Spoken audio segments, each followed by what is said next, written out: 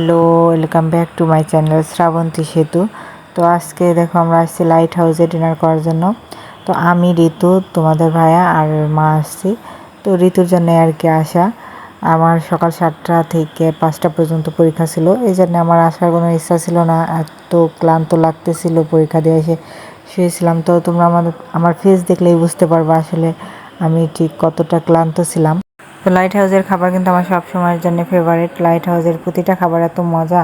তো আজকে আমরা অর্ডার দিয়েছিলাম বাটার নান আর চিকেন, যে কম্বোটা আছে ওইটা 3 প্লেট আমার জন্য, মার জন্য আর ঋতুর জন্য। তোমাদের ভাইয়া খায় নাই, তো তার সাথে 3টা কোকও দিছিল, কম্বোতে আর কি ছিল এই জন্যে।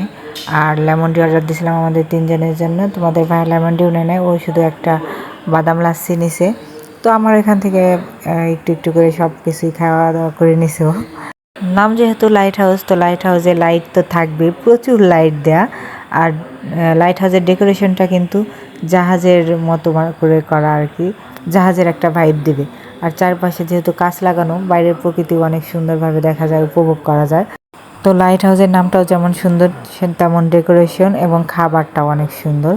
তো তোমরা যদি এখনও না যাও, অবশ্যই একবার গিয়ে দেখতে পারো, তোমাদের আমার মনে হয় ভালোই লাগবে। তো আমাদের খাওয়া দাওয়া শেষ, আর এখন প্রায় 10টা বেজে গেছে, আর রাস্তাঘাটও প্রায় ফাঁকা ফাঁকা, গাড়ি তেমন একটা পাওয়া যাইতেছে না। তো কিছুক্ষণ পরে আমরা একটা অটো পাই, তো তারপর আমরা বাসায় চলে আসি। আর আমি বাসা থেকে বের হওয়ার সময় একটা আম পাইছিলাম, তো ওইটা লুকিয়ে রেখে গেছিলাম, ওইটা এখন খুঁজতেছি, একদম পাকা টসটসে আম।